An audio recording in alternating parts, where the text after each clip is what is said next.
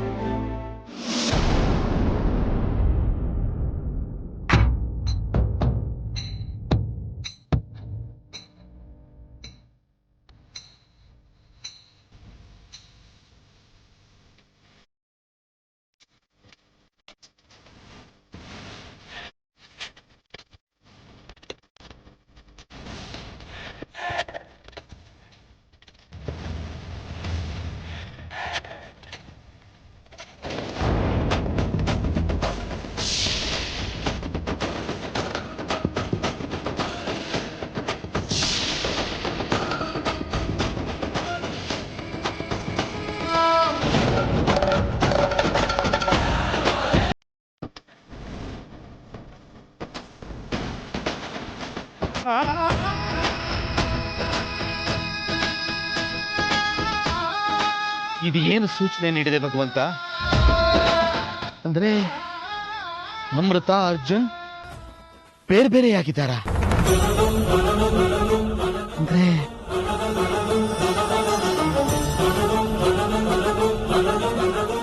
ಅಮೃತಳ ಅಪಹರಣ ಆಗಿದೆಯಾ, ಅಥವಾ ಅವಳು ಕಳೆದು ಹೋಗಿದ್ದಾಳ?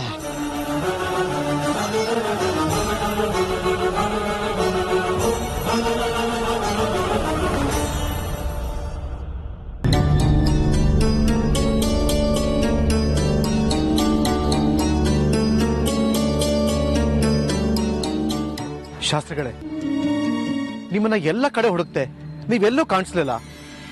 ಇಲ್ಲಿ ನೋಡಿದ್ರೆ ಆತಂಕದಲ್ಲಿ ಕೂತಿದ್ದೀರಾ. ಅಪಾಯದ ಸೂಚನೆ ವಾಸುದೇವ.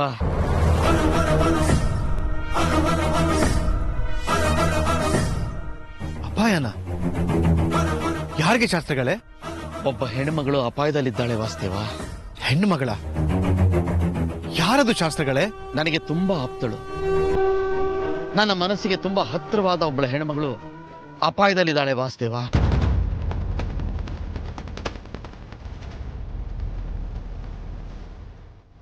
ಅಪಾಯ ಅಂದ್ರೆ ಯಾವ ರೀತಿ ಅಪಾಯ? ಕೆಲವು ದುಷ್ಟರಿಂದ ಹೆಣ್ಮಗಳ ಅಪಹರಣವಾಗಿದೆ ವಾಸುದೇವ. ಅವಳ ಪ್ರಾಣ ಮಾನ ಎರಡೂ ಅಪಾಯದಲ್ಲಿದೆ ಈಗ ವಾಸುದೇವ.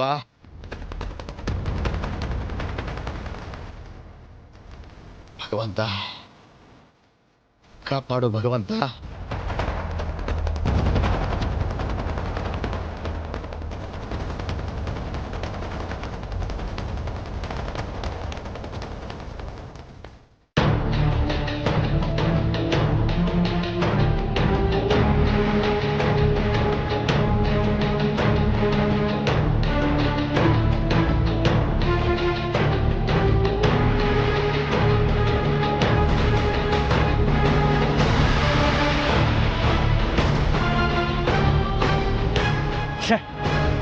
ಪೆಟ್ರೋಲ್ ಖಾಲಿ ಆಗಿರೋ ಆಗಿದೆಯಲ್ಲ, ಏನ್ ಮಾಡೋದು ಇವಾಗ?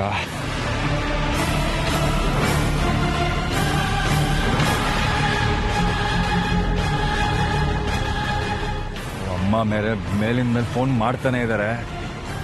ಎತ್ತು ಮಾತಾಡದೇ ಇದ್ರೆ ಸಮಸ್ಯೆ ಆಗುತ್ತೆ.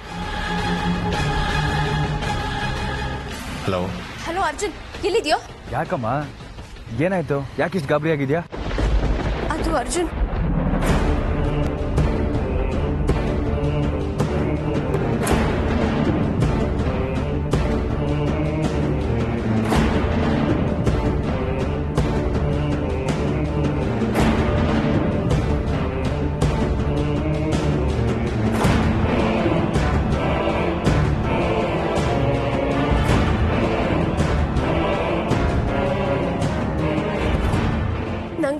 ತುಂಬಾ ಗಾಬರಿ ಆಗ್ತಾ ಇದೆ ಅರ್ಜುನ್.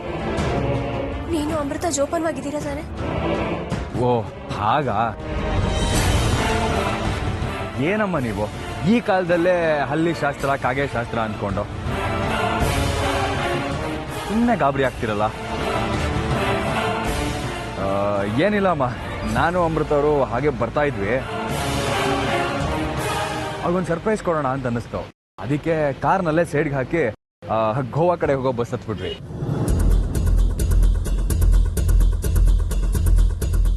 ಏನು, ಗೋವಾನ? ಹ್ಞೂ ಅಮ್ಮ, ಹೇಗಿದ್ರು ಹನಿಮೂನ್ಗೆ ಹೋಗಿರ್ಲಿಲ್ವಲ್ಲ, ಸುಮ್ಮನೆ ಆ ದಿನ ಈ ದಿನ ಅಂತ ಲೆಕ್ಕ ಹಾಕ್ತಾ ಕೂರೋ ಬದಲು ಹೊರಟ್ಬಿಟ್ವಿ. ಸುಮ್ಮನೆ ಟಕ್ಕಂತ ಬಸ್ ಹತ್ಬಿಟ್ವಿ. ಅವಾಗಿಂದ ಫೋನ್ ಮಾಡ್ತಾ ಇದೀನಿ, ರಿಸೀವ್ ಮಾಡಿ ಮಾತಾಡೋಕ್ಕಾಗ್ಲಿಲ್ವಾ ನಿನ್ಗೆ? ನಾವಿಬ್ರು ಎಷ್ಟು ಗಾಬರಿ ಆಗಿದೀವಿ ಗೊತ್ತಾ ಇಲ್ಲಿ. ನೆಟ್ವರ್ಕ್ ಇರ್ಲಿಲ್ಲಮ್ಮ, ಕಾಫಿ ಕುಡಿಯೋಕಂತ ಈಗ ಬಸ್ ನಿಲ್ಸ್ತಾ, ಈಗ ನೋಡ್ದೆ ರಿಂಗ್ ಆಯ್ತು. ಹೌದಾ, ಸರಿ ಅಮೃತಂಗ್ ಫೋನ್ ಕೊಡು, ನಾನು ಅವಳ ಹತ್ರ ಮಾತಾಡ್ಬೇಕು. ಅದು ಅಮೃತ ಅವರು ರೆಸ್ಟ್ ರೂಮ್ಗೆ ಹೋಗಿದಾರಮ್ಮ. ನೀನ್ ಏನು ಯೋಚನೆ ಮಾಡಬೇಡಮ್ಮ, ನಾವು ಆರಾಮಾಗಿ ಹೋಗಿ ಬರ್ತೀವಿ. 4 ದಿನ ಸುತ್ತಾಡ್ಕೊಂಡು ಆರಾಮಾಗಿ ಬರ್ತೀವಿ. ಮನೆಯಲ್ಲೇ ಎಲ್ರಿಗೂ ಹೇಳ್ಬಿಡು, ಯಾರು ಗಾಬರಿ ಆಗೋ ಅವಶ್ಯಕತೆ ಇಲ್ಲ. ಯಾವ ಹಲ್ಲಿಯಿಂದ ಯಾವ ಕಾಗೆಯಿಂದ ನಮ್ಮ ಸಂತೋಷನ ಕಿತ್ಕೊಳ್ಳೋದಕ್ಕೆ ಸಾಧ್ಯ ಇಲ್ಲಮ್ಮ. ಓಕೆನಾ? ಸರಿನಪ್ಪ, ಜೋಪಾನ, ಆಗಾಗ ಫೋನ್ ಮಾಡ್ತಾ ಇರು. ಸರಿಮ್ಮ. Happy journey. ಏನಂತೆ? ಕೂತ್ಕೊಳ್ಳಿ. ಏನು ಅಂತ ಹೇಳೆ? ನೀವು ಕೂತ್ಕೊಳ್ಳಿ ಅತ್ತೆಮ್ಮ ಮೊದಲು. ಏನ್ ಗೊತ್ತಾ, ನಾವಿಬ್ರು ಇಲ್ಲಿ ಸುಮ್ನೆ ಗಾಬರಿ ಮಾಡ್ಕೋತಾ ಇದೀವಿ. ಅವರಿಬ್ರು ಜಾಲಿಯಾಗಿ ಗೋವಾ ಟ್ರಿಪ್ ಹೊರಟಿದ್ದಾರೆ ಗೊತ್ತಾ? ಏನ್ ಹುಡುಗರೋ ಏನೋ, ಒಂದ್ ಮಾತು ಹೇಳ್ಬಿಟ್ಟು ಹೋಗೋದಾಗಿತ್ತಲ್ವಾ? ಸರ್ಪ್ರೈಸ್ ಅಂತೆ ಸರ್ಪ್ರೈಸ್. ಇವ್ರಿಗೇನೋ ಸರ್ಪ್ರೈಸು, ನಮ್ಗೆ ಜೀವನೇ ಬಾಯಿ ಬಂದಂಗಾಗಿತ್ತು. ಹೇಮಾ, ಹೋಗ್ಲಿ ಬಿಡಿ, ಸದ್ಯ ಏನೂ ತೊಂದರೆ ಇಲ್ವಲ್ಲ. 4 ದಿನ ತಿರುಗಾಡ್ಕೊಂಡು ಬರ್ಲಿ. ಸದ್ಯ ನನ್ಗೀಗ ನಿರಾಳ ಆಯ್ತು. ಒಳ್ಳೆ ಹುಡುಗರು.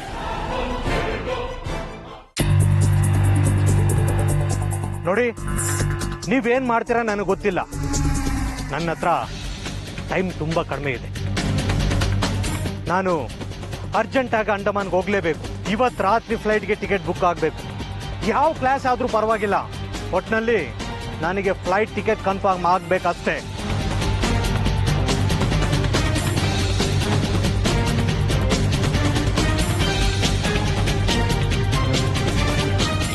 ಇವಂದೇನು ಕತೆ ನೋಡೋಣ.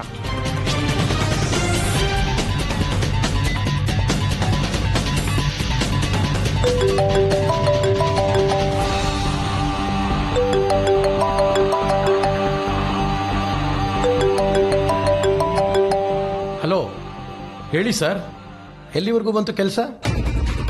ಹಾ ಸೆಲ್ವಂ, ಸರಿಯಾಗಿ ಗಮನ ಇಟ್ಟು ಕೇಳಿಸ್ಕೊ. ಸಿಂಗ್ ಫೋನ್ ಮಾಡಿದ್ದ. ಅವನಿಗೆ 1 ದಿನ ಮುಂಚಿತವಾಗಿನೇ ಶಿಪ್ಮೆಂಟ್ ಬೇಕಂತೆ. ಅವನು ತುಂಬಾ ಅರ್ಜೆಂಟಲ್ಲಿದ್ದಾನೆ. ನಾನು ಇವತ್ತು ನೈಟ್ ಫ್ಲೈಟ್ಗೆ ಪೋರ್ಟ್ ಬ್ಲೇರ್ಗೆ ಬರ್ತೀನಿ. ನಾನು ಬೆಳಗ್ಗೆ ಅಲ್ಲಿ ಲ್ಯಾಂಡ್ ಆಗ್ತೀನಿ. ನೀನು ಕರೆಕ್ಟ್ ಟೈಮ್ ಬಂದು ನನ್ನನ್ನು ಪಿಕ್ ಮಾಡು, ಅರ್ಥ ಆಯ್ತಾ? ಓಕೆ ಬಾಸ್, ನೀವೇನು ಟೆನ್ಷನ್ ಮಾಡ್ಕೋಬೇಡಿ, ನಾನೆಲ್ಲ ಮ್ಯಾನೇಜ್ ಮಾಡ್ತೀನಿ. ಬೆಳಗ್ಗೆ ಬಂದು ಪಿಕ್ ಮಾಡ್ತೀನಿ ಬಾಸ್. ಓಕೆ.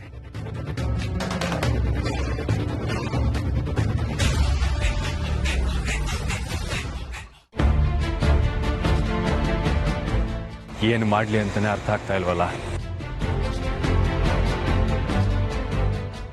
ಈಗ ಸುಮ್ಮನೆ ಗೊತ್ತು ಗೊರಿ ಇಲ್ಲದೆ ಸುತ್ತಾಡ್ತಾ ಇದ್ರೆ ಅಮೃತ ಅವರು ನನ್ನ ಕೈ ತಪ್ಪು ಹೋಗೋದು ಗ್ಯಾರಂಟಿ. ಇಲ್ಲ, ಇನ್ನು ಯೋಚನೆ ಮಾಡೋ ಉಪಯೋಗ ಇಲ್ಲ. ಇಮಿಡಿಯೇಟ್ ಆಗಿ ಅಂಡಮಾನ್ಗೆ ಹೊರಡಲೇಬೇಕು. ಅಲ್ಲಿಗೆ ಹೋದ್ಮೇಲೆ ಮುಂದೆ ಏನ್ ಮಾಡೋದು ಅಂತ ಯೋಚನೆ ಮಾಡಿದ್ರಾಯ್ತು.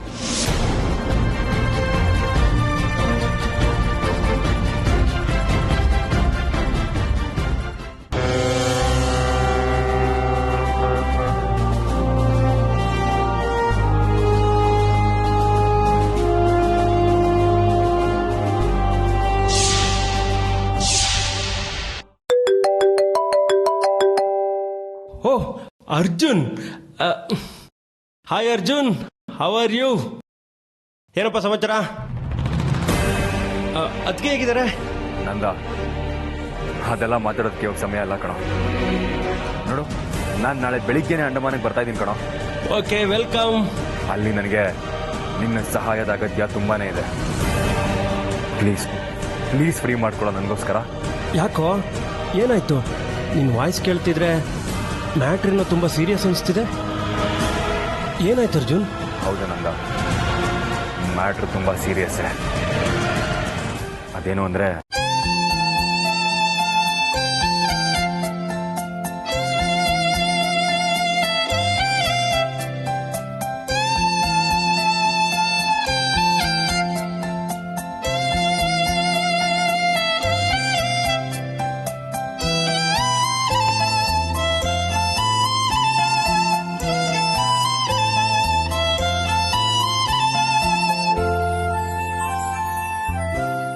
ವಿಚಾರ ಇಷ್ಟಿದೆ ನೋಡು. ನಾನು ಇಮಿಡಿಯೇಟಾಗಿ ಯಾವ ಫ್ಲೈಟ್ ಸಿಗುತ್ತೋ ಅದನ್ನ ಹತ್ಕೊಂಡು ಬರ್ತಾ ಇದ್ದೀನಿ. ಉಳಿದಿದ್ದೆಲ್ಲ ಅಲ್ಲಿ ಬಂದ್ಮೇಲೆ ಡಿಸ್ಕಸ್ ಮಾಡಿದ್ರಾಯ್ತು. ಸರಿ ಕಣೋ, ಬಾಯ್. ಓಕೆ ಮಗ, ಹುಷಾರಾಗಿ ಬಾ.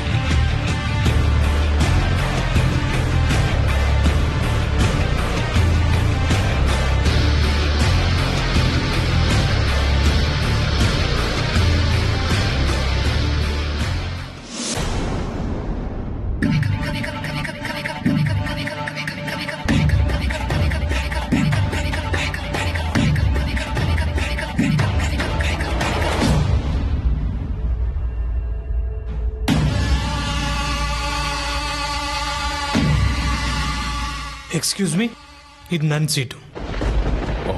ಸಾರಿ, ನಿಮ್ಮ ಸೀಟಲ್ಲಿ ಕೂತ್ಕೊಳ್ಳಿ. ಐಮ್ ಸಾರಿ, ಅರ್ಜೆಂಟಲ್ಲಿದ್ದೆ, ಗೊತ್ತಾಗಲಿಲ್ಲ. ಓ, ನೀವು ಕನ್ನಡದವ್ರು ಅನ್ಸುತ್ತೆ. ಹೌದು. Okay, good. ನಾನು ಅರ್ಜುನ್, ನೀವು? Hello, I am professor Gorakhnath. ಕಾಲೇಜ್ನಲ್ಲಿ ಹರ್ಪೆಟಾಲಜಿ ಡಿಪಾರ್ಟ್ಮೆಂಟ್ನಲ್ಲಿ ಪ್ರೊಫೆಸರ್ ಆಗಿದ್ದೇನೆ. ನಾನು ಒಂದು ಮೀಟಿಂಗ್ ಅಟೆಂಡ್ ಮಾಡೋದಕ್ಕೆ ಅಂಡಮಾನ್ಗೆ ಹೋಗ್ತಾ ಇದ್ದೀನಿ. ನೀವು ಅಂಡಮಾನ್ಗೆ ಹೋಗ್ತಾ ಇರೋದು ಫಸ್ಟ್ ಟೈಮ್ ಅನ್ಸುತ್ತಲ್ಲ? ಹೌದು, ನನ್ನ ಫ್ರೆಂಡ್ನ ಭೇಟಿ ಮಾಡೋದಕ್ಕೆ ಹೋಗ್ತಾ ಇದ್ದೀನಿ. ಹಾಂ, ಓಕೆ. ಬೈ ದ ವೇ, ನೀವು ನೋಡೋದಕ್ಕೆ ತುಂಬ ಸ್ಮಾರ್ಟಾಗಿ ಕಾಣಿಸ್ತಾ ಇದ್ದೀರಾ. Are you married? ಇಲ್ಲ, ಯಾಕೆ ಕೇಳಿದೆ ಅಂದರೆ, ಈಗಿನ ಕಾಲದಲ್ಲಿ ಮದುವೆ ಆದವ್ರಿಗೆ ಅಂಡಮಾನ್ ಒಂದು ಫೇವರೆಟ್ ಸ್ಪಾಟ್ ಆಗಿದೆ, ಅದಕ್ಕೆ ಕೇಳಿದೆ. ಐ ಆಮ್ ಸಾರಿ, ನಿಮ್ಮ ಪರ್ಸನಲ್ ವಿಚಾರದ ಬಗ್ಗೆ ಕೇಳಬಾರ್ದಾಗಿತ್ತು ಅನ್ಸುತ್ತೆ. ಪರವಾಗಿಲ್ಲ. ಇಟ್ಸ್ ಓಕೆ, ರೆಸ್ಟ್ ಮಾಡಿ.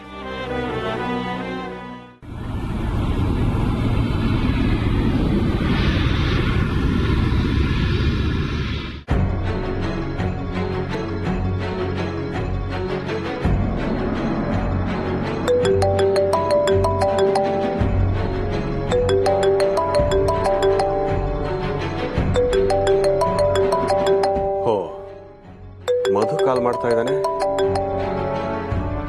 ಹಲೋ, ಏನಪ್ಪಾ ಮಧು, ನಾನೊಬ್ಬ ಫ್ರೆಂಡ್ ಇದ್ದೀನಿ ಅಂತೇಳಿ ಇವತ್ತು ನೆನಪಾಯ್ತಾ ನಿನಗೆ? ಹಾಗೇನಿಲ್ಲ ವಿಷ್ಣು, ನಿನ್ನ ಮರೆಯೋಕ್ಕಾಗತ್ತೇನೋ? ಏನೋ ಕೆಲಸ ಒತ್ತಡದಿಂದ ಫೋನ್ ಮಾಡೋಕ್ಕಾಗಲಿಲ್ಲ ಅಷ್ಟೇ. ಆಮೇಲೆ ಹೇಗಿದೆ ಬಿಸ್ನೆಸ್ಸು? ಭಾರಿ ಬಿಸ್ನೆಸ್ ಮ್ಯಾನ್ ಆಗಿದೆ ಅಂತ ಕೇಳ್ಪಟ್ಟೆ, ಹೌದೇನೋ?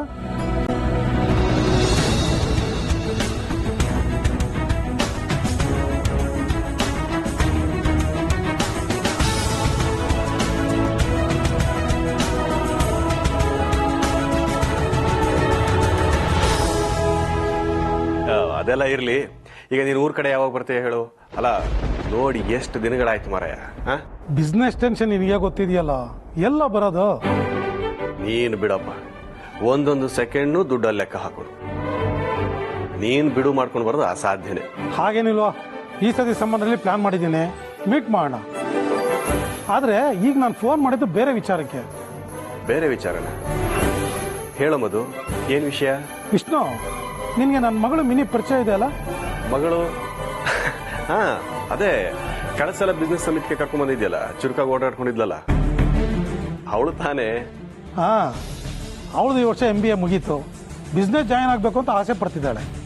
ಓ, ಗುಡ್ ಗುಡ್, ಒಳ್ಳೇದೇ ಆಯ್ತಲ್ಲ. ನಿನ್ ಜೊತೆ ನಿನ್ನ ಆಫೀಸ್ನಲ್ಲೇ ಕರಿಯರ್ ಶುರು ಮಾಡ್ಬೋದಲ್ಲ ಅವಳು. ಅದೇ ಕಣೋ ಸಮಸ್ಯೆ, ಅವಳಿಗೆ ಅಪ್ಪನ ಜೊತೆ ಕೆಲಸ ಮಾಡಿದ್ರೆ ನಿಜವಾದ ಕೆಲಸದ ಅನುಭವ ಸಿಗಲ್ವಂತೆ. ಅವಳು ಎಲ್ಲರೂ ಹಾಗೆ ಸಾಮಾನ್ಯದವ್ರು ಕೆಲಸ ಮಾಡೋ ಥರ ಬೇರೆಯವ್ರ ಆಫೀಸ್ನಾಗ ಕೆಲಸ ಮಾಡಿದ್ರೆ ಸೀರಿಯಸ್ನೆಸ್ ಬರುತ್ತಂತೆ, ಕೆಲಸ ಚೆನ್ನಾಗಿ ಕಲಿಬಹುದಂತೆ. ಹಾ, ಅವಳು ಹೇಳೋದು ಸರಿಯಾಗೇ ಇದೆ. ಅದಕ್ಕೆ ಬೆಂಗಳೂರು ನನ್ನ ಫ್ರೆಂಡ್ ಇದನ್ನಲ್ಲ ಸುಕುಮಾರು, ಅವನ ಮನೇಲಿ ಸ್ವಲ್ಪ ದಿನ ಇರಕ್ಕೆ ಹೇಳಿದ್ದೆ. ಯಾಕೆ ಅವಳಿಗೆ ಅಡ್ಜಸ್ಟ್ ಆಗಲಿಲ್ಲ ಕಣೋ.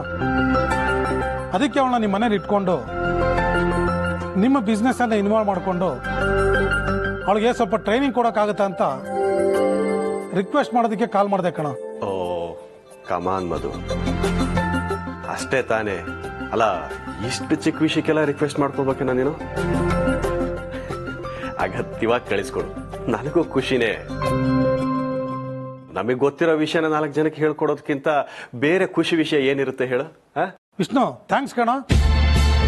ನಾನು ಸ್ವಲ್ಪ ಹೊತ್ತಿನಲ್ಲಿ ಡೀಟೇಲ್ಸ್ ಎಲ್ಲ ಶೇರ್ ಮಾಡ್ತೀನಿ. ಖುಷಿ ಆಯ್ತಪ್ಪ, ಬಾಯ್.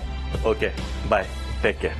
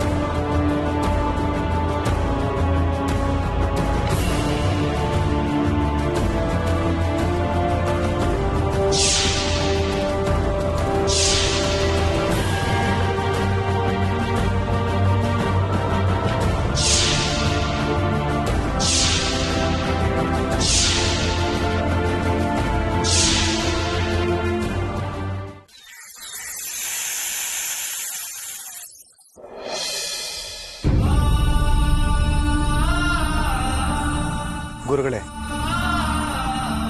ನಾವ್ ಹೀಗೆ ಕೂತ್ಕೊಂಡು ಯೋಚನೆ ಮಾಡ್ತಿರೋ ಬದಲು ಆ ಹೆಣ್ಣು ಮಗಳ ರಕ್ಷಣೆ ಬಗ್ಗೆ ಪರಿಹಾರ ಹುಡುಕ್ಬೋದಲ್ವಾ? ಪಾಪ ಅವಳು ಯಾವ ಸ್ಥಿತಿಲಿದ್ದಾಳೋ ಏನೋ. ನಿನ್ನ ಮಾತು ಕೂಡ ಸರಿಯಾಗೇ ಇದೆ ವಾಸುದೇವ. ಆದರೆ ಎಷ್ಟೇ ಯೋಚಿಸಿದ್ರು ಪರಿಹಾರದ ಮಾರ್ಗ ನನಗೆ ಹೊಳಿತಾನೇ ಇಲ್ವಲ್ಲ. ಗುರುಗಳೇ, ಆ ಹೆಣ್ಣು ಮಗಳು ಅಪಾಯದಲ್ಲಿದ್ದಾಳೆ ಅಂತ ನಮಗ್ ಸೂಚನೆ ಕೊಟ್ಟಿದ್ದು ಆ ಗಿಳಿ ಅಲ್ವಾ? ಹೌದು. ಹಾಗಾದ್ರೆ ರಕ್ಷಣೆ ಮಾರ್ಗ ಕೂಡ ಆ ಗಿಳಿನೇ ಕೇಳ್ಬೋದಲ್ವಾ? ಹೌದಲ್ಲ, ನನಗೆ ಯಾಕಿದು ಹೊಳಿಲೇ ಇಲ್ಲ? ಗಿಳಿರಾಮ, ಪಾಪ ಗಿಳಿರಾಮ.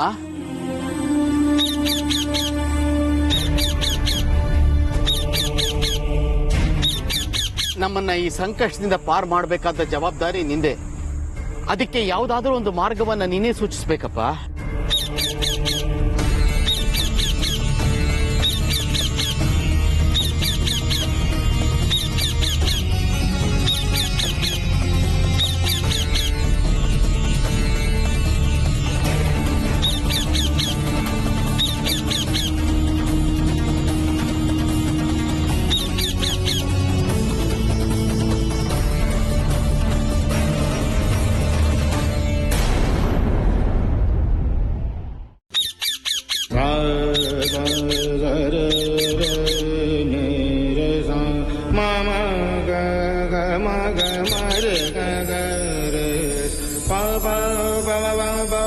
ಪದ ನಿ ಪದ ಮ ರೆ ಗ